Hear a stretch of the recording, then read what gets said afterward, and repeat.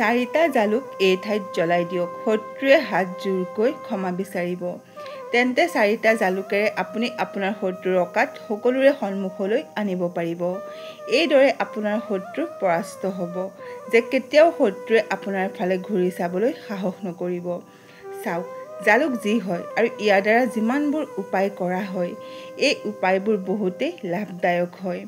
বিশেষকৈ শত্ৰু আৰু দুশ্মনক দূৰ কৰিবলৈ জালুকৰ উপায়ে ৰাতিটোৰ ভিতৰতে চমৎকাৰ দেখুৱায়।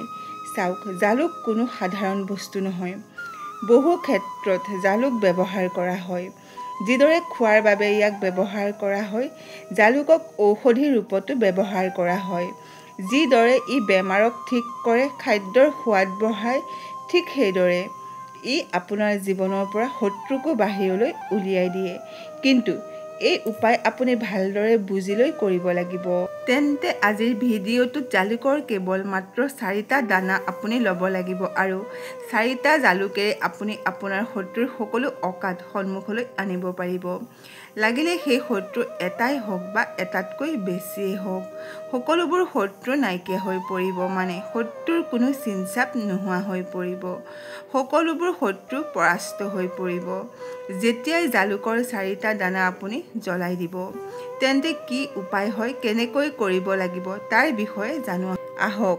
কিন্তু তাৰ আগতে আপোনাক কওঁ যে এই উপায়টো পুৰুষসকলেও কৰিব পাৰিব আৰু মহিলাসকলেও কৰিব পাৰিব। মানে যিসকল মহিলা আছে, যদি তেওঁলোকৰো কোনো শত্ৰু আৰু দুশ্মন আছে, তেন্তে তেওঁলোকে এই উপায়টো কৰিব পাৰিব। আৰু যিসকল পুৰুষ হয়, তেওঁলোকেও এই উপায়টো কৰিব পাৰিব।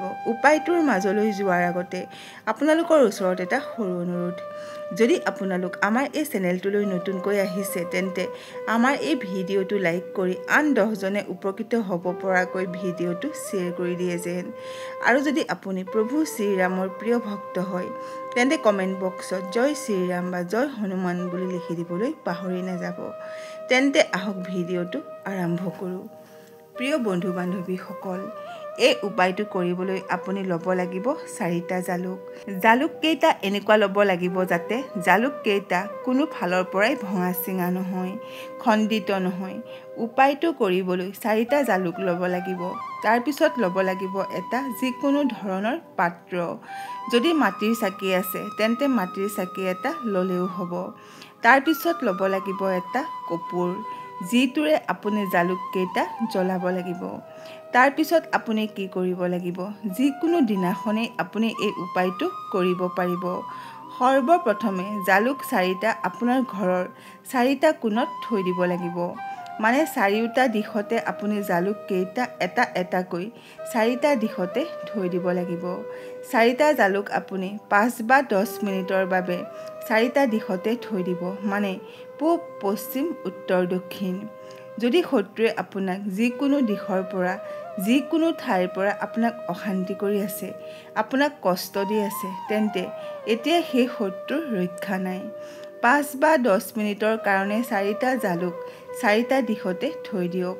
তাৰপিছত জালুক কেইটা থৈ দিয়াৰ পিছত আপুনি মহাদেৱৰ স্মৰণ কৰিব লাগিব। মহাদেৱ, যিজন দেৱৰো দেৱ হয় আৰু মহাদেৱ যাৰ কাষতেই থিয় হৈ থাকে, তেতিয়া সেই ব্যক্তিজনৰ ওচৰত যদি কালু আহে, তেতিয়াও তেওঁৰ গাৰ নোম এডালো লৰাব নোৱাৰে। তাৰপিছত আপুনি মহাদেৱক প্ৰাৰ্থনা কৰিব।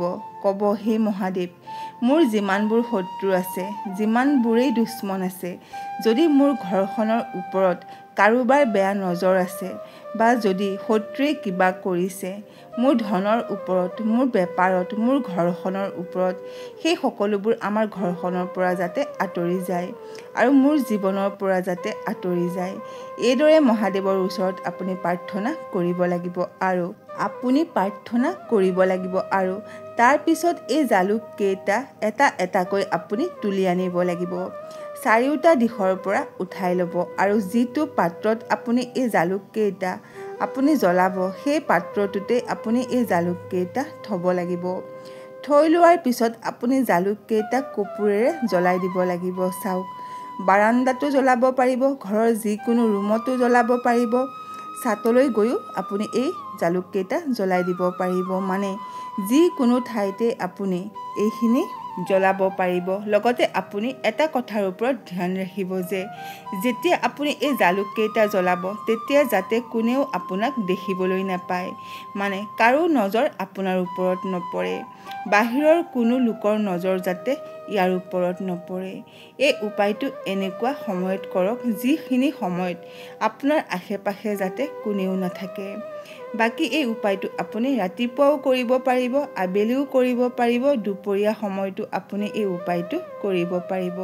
তাৰপিছত যি 4টা জালুক আপুনি জ্বলালে আৰু ইয়াৰ পৰা যিখিনি ছাই ওলাইছে সেই ছাইখিনি আপুনি আপোনাৰ ঘৰৰ বাহিৰৰ ক'ৰবাত পেলাই দিব লাগিব।